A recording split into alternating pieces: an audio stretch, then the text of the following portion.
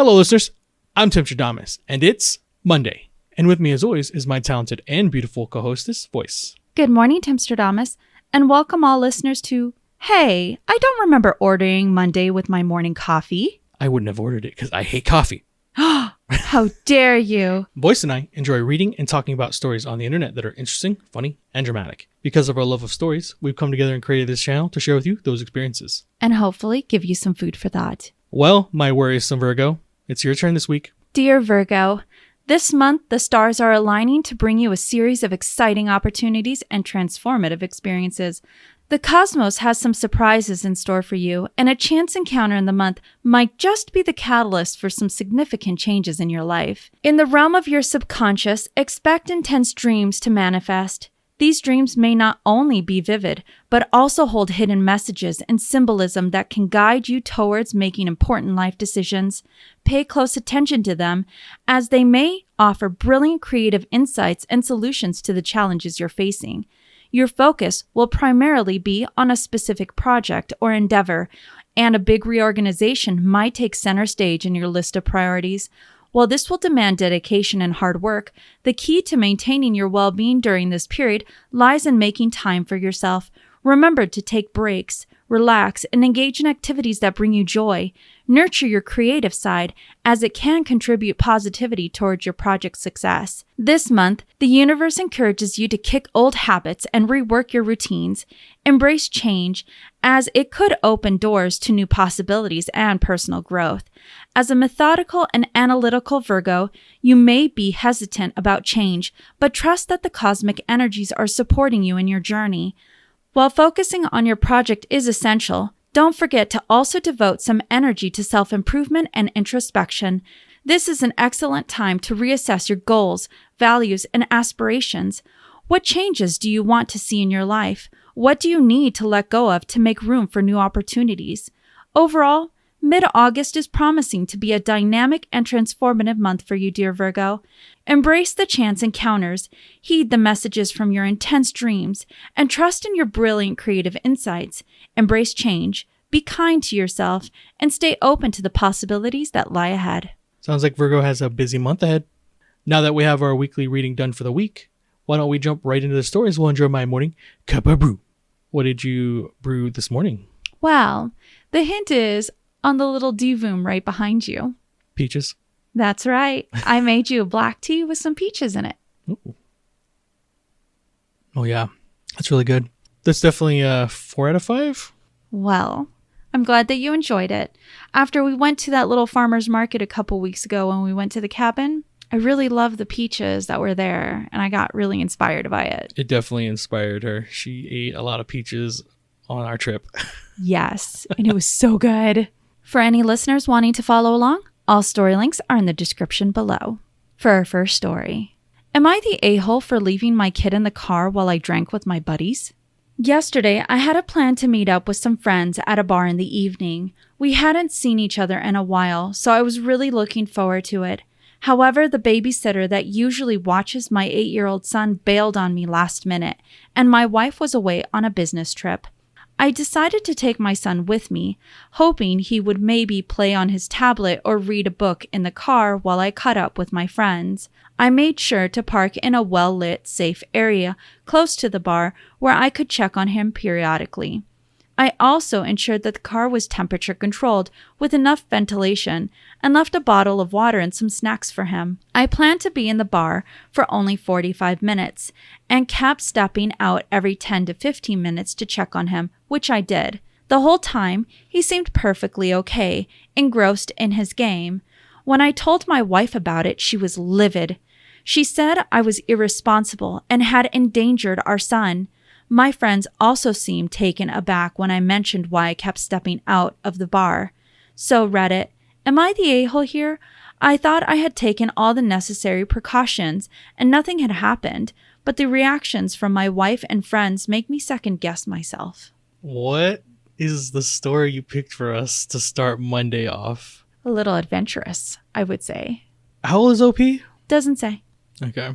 Well, the child that we're talking about is 8. Correct. I'm kind of shocked at the behavior of this OP. Not only that they did what they did, but then they had the presence of mind to like post it on the internet. What are you doing? Your wife and your friends' reactions say everything. Yeah, this one's a really open and shut case. So you're definitely the a-hole. You brought your 8-year-old to a parking lot of a bar. But it was well lit. Could you imagine hanging out with friends and having one person constantly leave every 10 minutes? And you're like wondering exactly why that's happening. And then they finally come back on the second or third round and you're like, what's going on?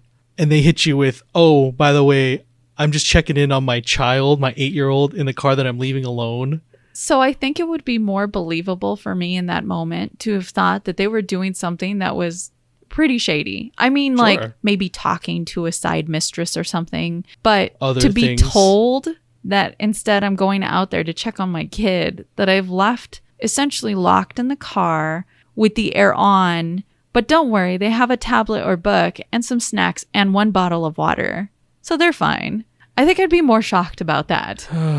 He's lucky that nothing bad happened. You couldn't have just called it for one night? Your babysitter quit on you. Your wife was out of town. Maybe you should have just took that as a sign and spent some time with your son instead of looking to hang out with the boys for one night for 45 minutes. You're definitely the a-hole. You probably need to start reassessing your priorities, bud. They're really out of whack. Well, the consensus is the OP is the a-hole. In fact, there were some commenters that said this can't be real. And surprisingly enough, other Redditors came forward and said, no, this has even happened to me as a child. I think for me, it's just surprising. I remember being told to wait in the car while my mother ran in to get a gallon of milk or some cereal or something that we Sure, I needed think we've really all been in that quickly. situation when we were growing up. But you're talking about trying to have fun, getting inebriated. You're drinking. While you're watching your kid, and then now while you're done drinking, you're going to be driving home, potentially tipsy, if it's only stopped at tipsy, Yeah. with your minor child in the back. There's a lot of bad in that story. Well, it looks like we try to have a little fun at the bar. We didn't have any fun at that bar. So let's see what's happening with our next story and see if we can grab a bite to eat. Am I the a-hole because I ate early? We're on vacation with my husband's family. We got here Sunday afternoon and I was hungry. I made food for myself and my son. My husband said to wait for his family so we could all have dinner together and maybe even go out. It was around 4 o'clock and he was saying we'd eat at 7. I said I was hungry and my son and I ate. After that, the 3 of us sat by the pool. His family arrived around 6 and everyone was hungry and wanted to go out to eat. I don't know if it was the traveling or what, but I was exhausted, so I said I was too tired and would go to bed early. My son stayed home with me because he wasn't hungry and wanted to stay. I woke up early this morning and made tea and sat by the pool while my son played. When my sister-in-law woke up, she came out to the pool and told me off for eating early, not going to dinner, and being so standoffish. She said everyone wanted to see me and my son, and I was being such a bitch. I said I was tired from traveling. She said if I forced myself to stay awake, I'd be on the same schedule as everyone else. But since I went to bed early and woke up early, I was going to have the same excuse tonight. She also told me off for not making breakfast when I was the first to wake up. I didn't know when everyone was going to wake up, and no one wants cold breakfast. She just rolled her eyes and walked away. I feel like everyone's been standoffish to me all morning, and I'm wondering if I should apologize. Was I the a-hole? Well, let's collect all the facts. So, OP is on a family vacation. They have one child, and they got to their destination a couple hours before the rest of the family did. I think she said they got there at 4, and the rest of the family got there around 6. Correct. So, when OP and her husband and the kid get there, she's hungry. I'm not sure how long they've been traveling that day or if they fill us in on that. Would you like to know? Of course. So our OP actually put in the comments, it was a 2-hour flight, but the drive to the airport was an hour. Then getting the rental car and finding the villa was another hour. My son is 4. I don't know, because when they got back, I was asleep. The reason I did a full meal was because I was hungry. Do they say if there is a time zone change for them? No, they actually don't say anything about a time zone change. Okay. So she fills in a lot of the blanks. They've been traveling for about 4 or 5 hours. It's a 4-year-old son. They get to the villa. She states to her husband that her and her son are hungry, so she's going to make them a meal. He says, why don't you wait a little bit, and that way we can all eat together when the in-laws get there. She did not want to do that because they had been traveling all day.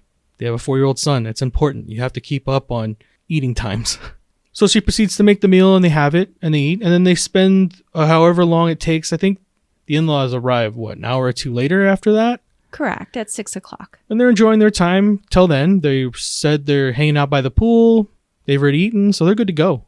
The in-laws arrive, and everyone wants to go and eat. It's understandable. They also, too, just got done traveling all day. This is where it kind of gets weird. So she tells them that she's going to sleep early. I'm sure dealing with the fact that they have a 4-year-old while traveling drained her. That's understandable. The rest of the family did not see that in that light, though. They were offended by it. She told them that she's going to bed early, and the kid wanted to stay. So she goes to sleep. The rest of the family goes out and enjoys a meal together. The next morning, she wakes up early. She says her and her son are hanging out by the pool, and she made herself a cup of tea.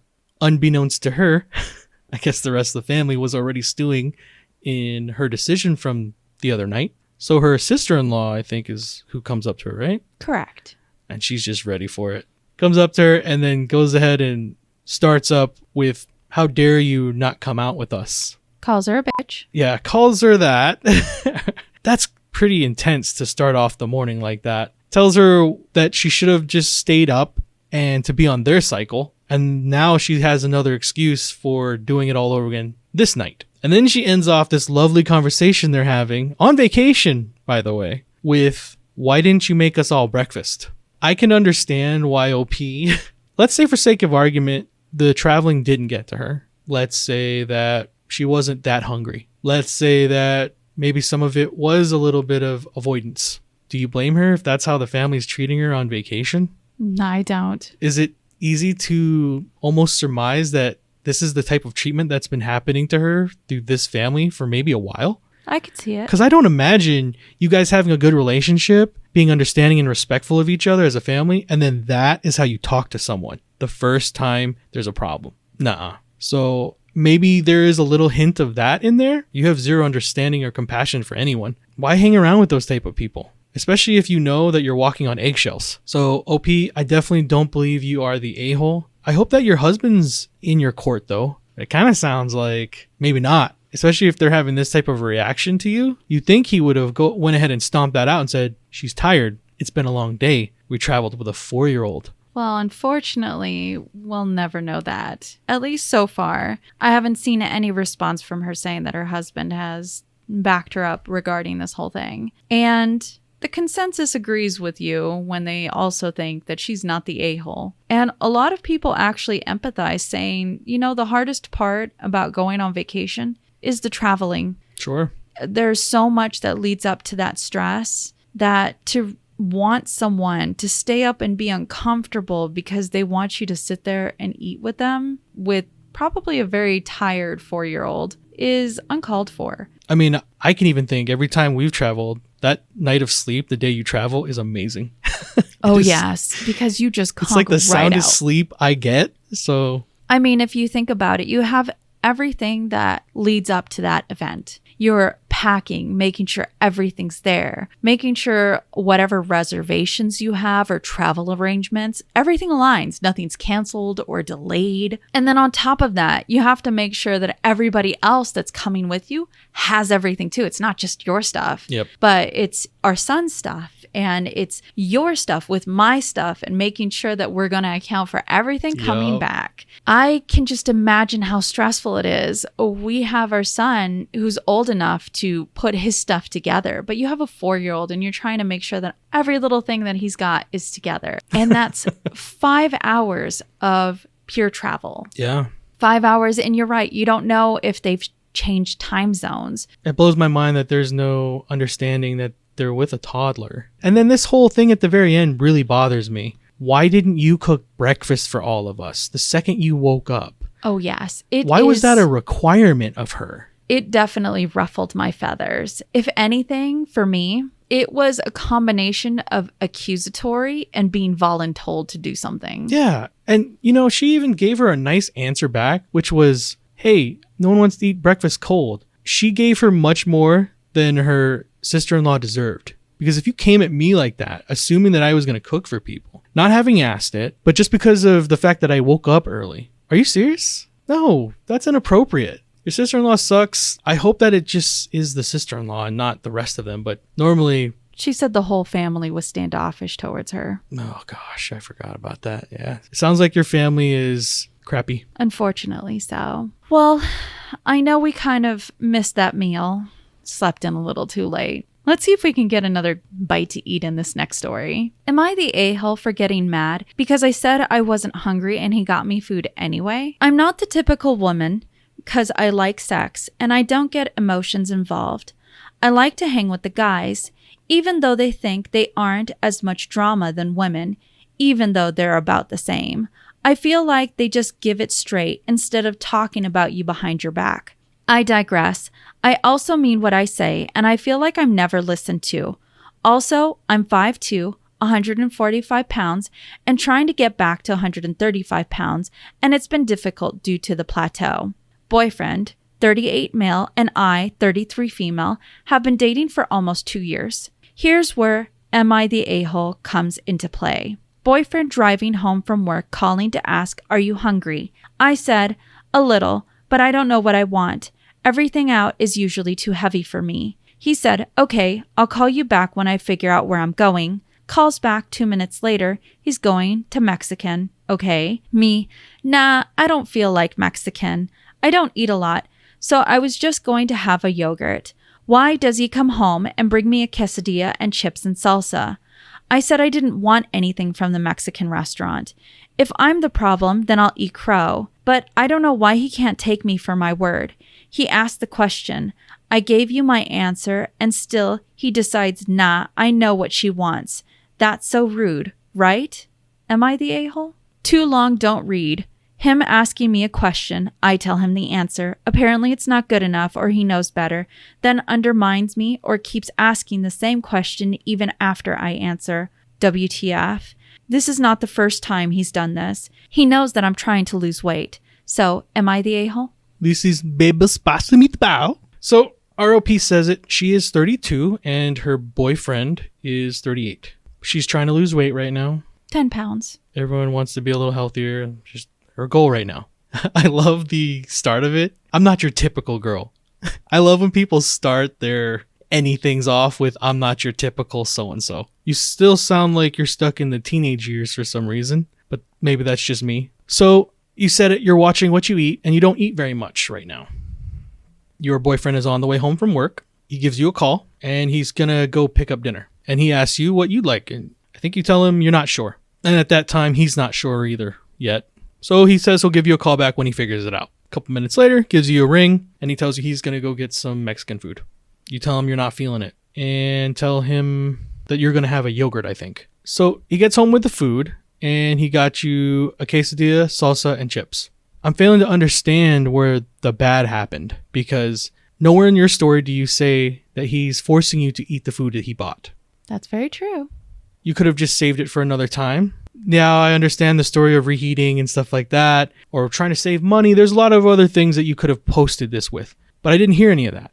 All I heard was you were upset that he got you food because you might have been hungry later. Now, I guess I can see it where maybe she doesn't have a whole lot of self-control, so if it's in the house in front of her, she'll eat it. And maybe, because I've heard that from people, is they cannot stand if their partner brings fast food in the house, especially if they're trying to lose some weight. If their partner brings fast food in, then they feel obligated to eat it.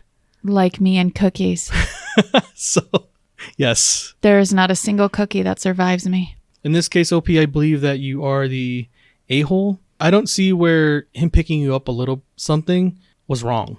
Well, the consensus is that she is the a-hole. And when I delved further into this story, I have to say, it left a pretty bad taste in my mouth personally, for many reasons. They said the way that you describe yourself by putting down an entire segment of the population is pretty gross. Yeah.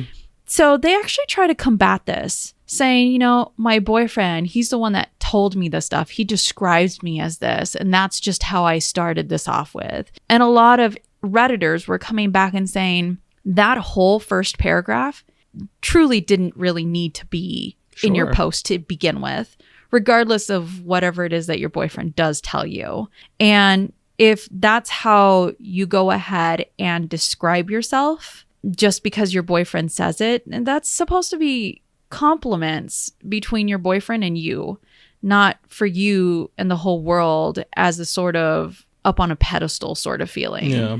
Aside from that, a lot of people actually came forward and said, I can't believe that you're actually 33 and talking like this. Yeah.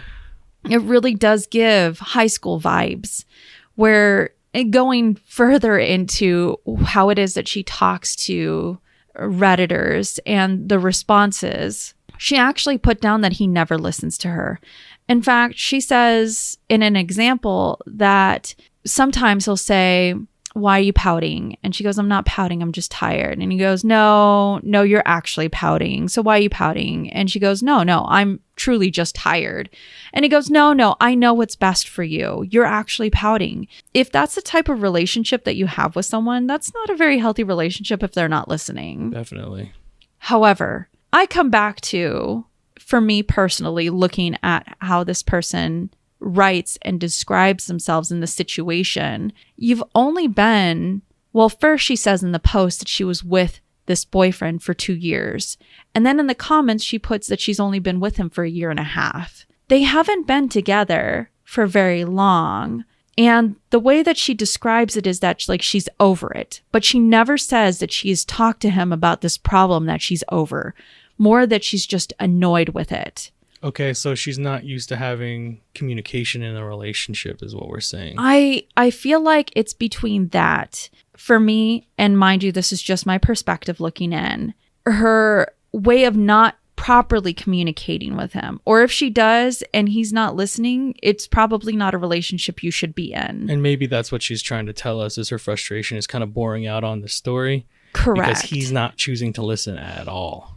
But then it bothers me that she goes and she has an entire paragraph describing herself. And when Redditors picked up on how she's describing herself, she blames all of it on this boyfriend that she's only had for 1.5 years to 2 years. I can't imagine that having that type of relationship. You're 33 years old. I can understand it if you were a bit younger, but to try and blame when you suddenly get a lot of heat with how you're describing yourself on a relationship, when you know your relationship isn't very good to begin with, or maybe is just realizing that their partner isn't who they want. Well, hopefully maybe that's the answer at the back end of that, is she's just realizing now that this is the type of person she doesn't want to be with, because if his lack of communication is pushing her into this type of corner already. Hopefully she's seen that and moves on, because that won't get better. I'm shocked that they're late 30s. I think he's 38. He's 38 and she's 33. I mean, you can work through things, get into some couple counseling, but that's kind of alarming. Almost 2 years, there's these problems. And apparently you've been dealing with it so much. I felt like this stopped being an am I the a-hole and started becoming just a rant. A rant for a bunch of different problems for her. Okay. Now, she actually deleted her entire account and tried to remove her post. So I'm presuming maybe she got a little bit more insight and decided I no longer want to, because based on how it is that she wrote out her original post, that's the only thing that a lot of Redditors were looking at. And a lot of Redditors only looked at, this is just a pick-me girl, and that's it. Like, you're just wanting attention, and that's that's all that there was to this. The only reason why I even delved further into this was because I wanted to find out what her responses were to everyone. Took me a while. Well, I hope that she reassesses the relationship, and I hope she reassesses herself. If she thinks that there's something wrong, needs to work on her. It's probably time to start getting a little bit of introspection on yourself at that point. I agree. Well, let's go ahead and leave this situation behind because it was really messy. And let's go on to our next one and see what you think. Am I the a-hole for wanting my daughter to leave her boyfriend because I think she deserves better? Hello, everyone. Ha. My female 52 daughter, female 16, has been dating her boyfriend, male 16, for about 4 years now. They have been close friends since kindergarten, and she started crushing strongly on him 4 years ago and then started dating after a couple of months. Now, I just dismissed it as a kid thing. They'd break up, move on, date other people, etc. However, recently I have been getting concerned. The reason being that my daughter deserves better and can do better. Now, her boyfriend is a nice boy, all of that, but I just know she can do so much better. Here's the thing. My boyfriend, male 50, and I raised our daughter with high expectations, and she has delivered. And no, we are not abusing her. She genuinely enjoys being a high achiever. She is smart, has numerous talents, a strong leader, social with a good friend network, loved by peers and teachers alike. The complete package that everyone wishes that their kids were. Not exaggerating, people have said that they wish their daughter was like mine. So of course I always expected her to have a boyfriend similar to her. A high performer, strong academic achiever, probably athletic and talented in other ways, strong resume with a great future. But this is not what is going on. My daughter is on track to achieving a high-quality education, likely working as a certified professional of some kind. Her boyfriend? General studies, followed by generic job, maybe teaching, etc. Now, I think it is especially important for a woman to find a partner who earns at least around what she does, as it would not be fair for her to earn, plus also carry and birth the kid, and do most of the work raising it, because let's face it, us women do the bulk of it, whatever men may say. And I think everyone who is a high achiever should have high expectations in a partner. Her older brother, male 20, for example, understands as dating someone approaching his level of ambition and intelligence. I tried explaining all this to my daughter, but she got mad and told me that I don't understand and that we love each other and how much they are together. She then biked away to her boyfriend's house, where she has a habit of hanging out and refuses to come home. I then got a call from the boyfriend's mom yelling at me for insulting her son, which I am not doing. I just want my daughter to find a good partner worthy of her. Am I the a-hole? Spicy. 'Tis peak, my lord. Wow, you put a combination of the spicy people and his peak? Ratchet. Like, this sounds straight up out of an early 2000s high school film. You know, where like the daughter goes to the mom and she goes, "You wanted me to be all of these things. I didn't want to be all of these things. I'm sick of being your perfect princess." You know, she's normally has some type of tiara on at that point. "I don't want to be homecoming queen. This was your dream." You know, like, this smacks of that. So you say it. I'm not judging the boy. You definitely are 100% judging the boy. She says, "I'm not judging him, but he's not worthy of being with my daughter." How are you saying those two sentences right next to each other and don't see it? I can't believe when she said general studies followed by a generic job, maybe or be some teaching. Teacher. What? What are you doing? How insulting. Even if he did become those things. Who do you is think that teaches bad? your daughter? Like, what are you doing? She's an interesting character, for sure. So I guess we already described half of the story right there with that little rant. So RP is 52, and she has a boyfriend who's 50. Correct. And they've been raising their daughter, who is 16? Yes. Okay. Says the daughter is a high achiever, and she enjoys being in that role. All right. Fair enough. The daughter has a boyfriend who they've been together for a little bit now. 4 years. That means they were together since they were 12. Okay. But they've known each other since kindergarten. So that's really cool. So she thought this was just a quick fling, I guess. And I mean, because she does say it. She's like, well, they'll get together, they'll break up, they'll move on, find other people. So she was okay with it till things were getting serious. And then the second it started happening, then she started getting into Mayday mode, making sure that she tells her daughter that her boyfriend is very unworthy of her. Her entire description of her daughter's boyfriend screamed of, how do I call him a loser without calling him a loser? Yeah. You're having that opinion on children because that's what they are still. You don't know his future. You don't know your daughter's future. There's been plenty of people who have done well through high school And then unfortunately, through whatever circumstance, life didn't pan out the way that they thought it would. Generally, it's just, they just burn themselves out. You just have to be okay as a parent that your child is okay. Sometimes that's the most you can expect from a situation. By you being so heavy-handed. Because if this is how you are with a relationship, I wonder, now she may say that her daughter's okay in those roles, but I wonder how much influence and how much pressure she's put on her daughter. I mean, we're starting to see it now. She says her daughter isn't coming home sometimes. You've made your home an unpleasant one. So I wonder what you've been doing with her this entire time. Again, she preaches it to us that everything is great outside of this one thing. Isn't that how it always goes? Especially when people are ignoring the signs from their kids. Everything was going great. How are they acting like this all of a sudden? No, you sound like an overreaching, very controlling helicopter parent. And there's a difference. You can care for your kid and their future. I can definitely understand that. Voyse and I both understand that. It sounds like you've gone above and beyond to control this girl. And I think she's seeing it now. And if you're not careful, you're going to end up pushing her completely out of your life. You know, the things you're scared of her getting into, man, I've heard so many people throughout my lifetime say they only did the things they did to get back at their parents. So I would take a beat here. I'm certain people gave you good advice. I hope you listened to it. But you are 100% the unequivocal wiener jacket in this situation. Well, the consensus was overwhelmingly the OP is the a-hole.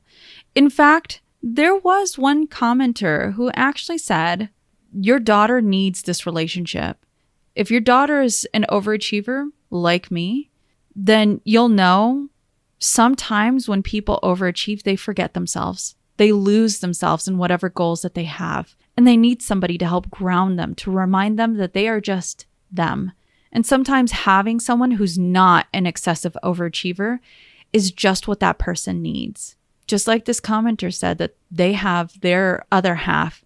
She's an overachiever and he's just normal. He doesn't try and push himself to such a limit like she does. And it brings her back to realizing that she just needs to just chill. She needs to just enjoy life. And opposites do attract. Exactly. And that's another thing that she actually put down. And they've been together for 6.5 years and have had an amazing relationship together.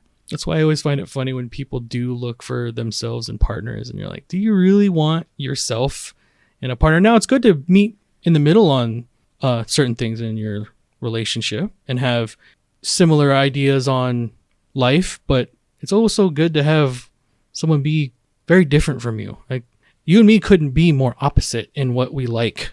Oh, yes. But we brought each other into each other's hobbies and likes and things like that. And it's only enriched our life together. As long as you learn how to embrace each other like that, it's healthy.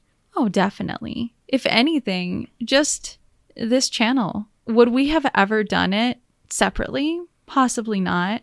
Absolutely not. The fact that you and I even started talking about this channel and me telling you I enjoy reading these stories to you, I would love to hear what people think about how we look at this and look at the world. And you saying, yeah, let's go ahead and try it. Just that simple yes between the two of us because we're trying to just enjoy life. I think a lot of people forget it doesn't have to be all about either money or the end goal. It sounds like for her, especially the OP in the situation, that she's just only looking at financially the end, what it looks like for her daughter, and not the emotional, all the other important things of life. I think that's where people get wrapped up too hard is when they're looking for partners. They're looking for all the things that you can measure, education, money, but the most important things in a relationship are seldom the ones that you can measure. And I think a lot of people forget that. It sounds like their young love has started. Yeah. It sounds like it's pretty strong considering that they're together for 4 years and they're still kids. Well, I wish them the absolute best because if you can find someone that you can connect to, truly connect to, and spend all those years together, that is such a blessing on itself. Sure. Well, let's go ahead and head into our last story of the day and let's see what you think about this family. Would I be the a-hole if I told my parents I don't want to go back to living with them? 7 years ago, my female 17 parents decided to go on a world trip. Because I was too young to join them, they arranged for me to live with their best friends who they've known since elementary school, and they were giving temporary guardianship of me. These friends, let's call them Pete and May, own and live on a horse ranch in Montana, so for me, having lived in Chicago until then, it was a huge change. I was, of course, really angry, depressed, and sad at first because I felt like my parents abandoned me. Pete and May really helped a lot in coming to terms with those feelings. They've always treated me like their own daughter and taught me so much. I learned how to ride horses and how to take care of them. I help out on the ranch regularly while attending school virtually. We go horse riding in the open country and in the mountains every weekend with the three of us. They even gifted me my own horse to care for, and I love her so much. Honestly, this kind of life just sits so well with me. I am genuinely enjoying every second of my life. I do have semi-regular contact with my parents, like once every few weeks. Sometimes a video call/voice call, sometimes just an email, postcards, etc. But after the initial period of feeling abandoned, I don't think I ever really missed them. Now, my parents have sent me a message saying they're done with their travels and are coming to pick me up so we can live together again. How much they missed me and can't wait to see me again, which I think is really unfair, because if they really missed me, they wouldn't have gone off traveling for 7 years. And I just don't want to. After living so close to nature for so long, really getting into this lifestyle and spending so much time around horses, I don't think I can go back to living in the city. I don't want to abandon my horse either. And honestly, Pete and May feel more like my parents than my real parents at this point. Would I be the a-hole if I told my parents that I don't really miss them and don't want to return to live with them and just want to stay where I am? What a tragically interesting, good ending of a story. All right, well, let's jump into it. OP is 17. She has 2 parents that at 10 years old dropped her off at a friend's ranch and disappeared for 7 years. They said they wanted to go on a whirlwind vacation. So it sounds like ROP up until 10 grew up in Chicago. Now she gets put on a ranch with horses, and it sounds like 2 really cool people. It's interesting because she says at the beginning, yeah, it was tough. Like, it would be tough for any kid at 10 years old to just be dropped off somewhere and being told, hey, we'll see you when we see you, because I doubt they had in a conversation that said, we're going to be gone 7 years. There was probably no promise of when or if they were going to come back. The reason why Pete and May feel more like your parents than your actual parents is because those are your parents. I don't have words for people like this. It's very interesting, though, that 2 human adults go to a friend, drop off a kid that they've raised till 10, and say, hey, we're just going to go travel the world and you mind watching her? What? It sounds like this change of life for her has been a blessing in disguise.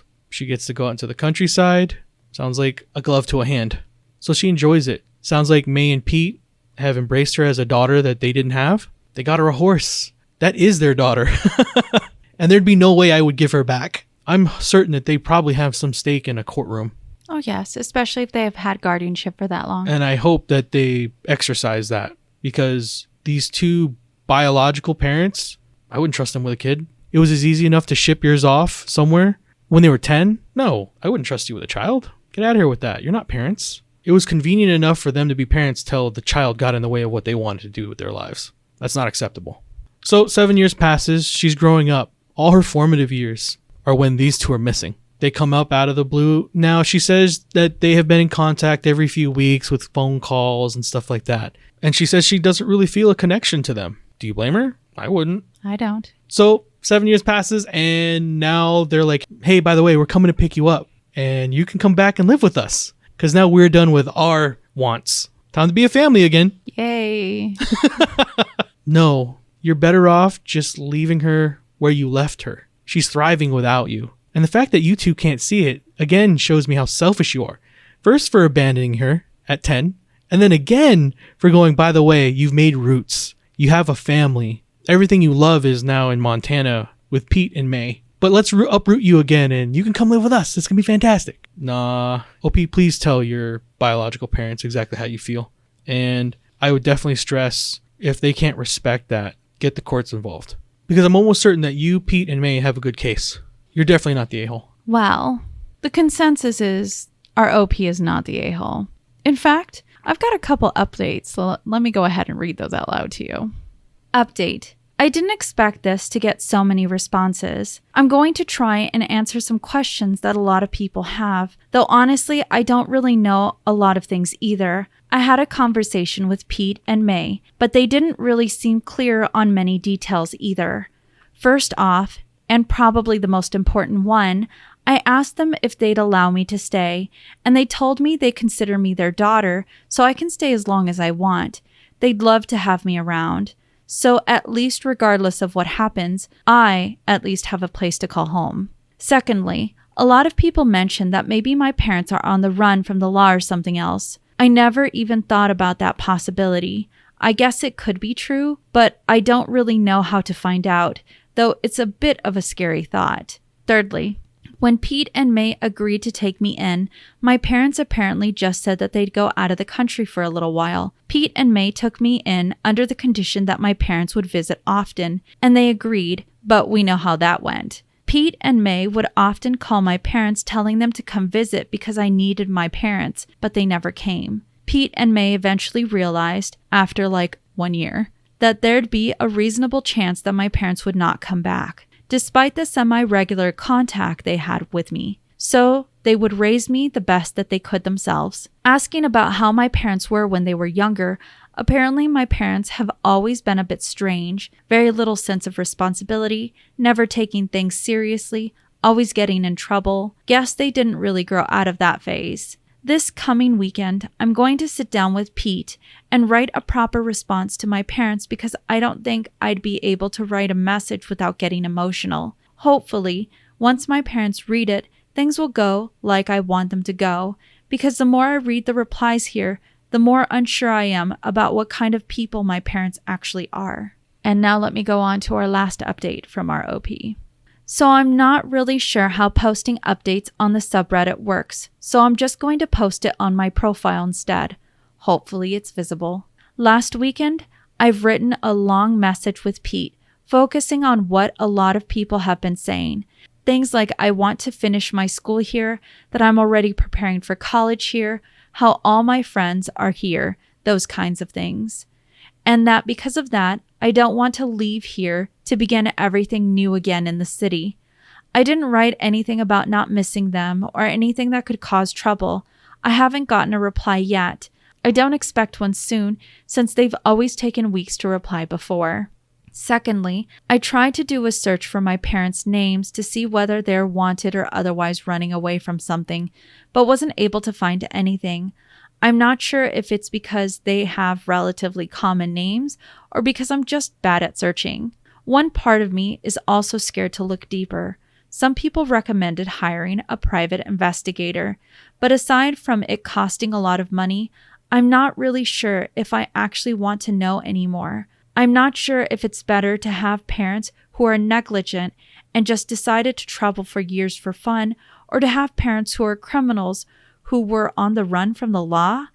I guess I'm a bit scared of knowing which one it is, if I'm ever even able to find out. Pete and May insist that they don't know anything other than my parents saying that they'd be out of the country for a while. They have asked my parents often when they'd be back or when they'd visit, but my parents apparently never gave a clear answer. I don't really have any reason to think Pete and May are lying to me, so I think that Pete and May really don't know the reason my parents have been gone for 7 years either.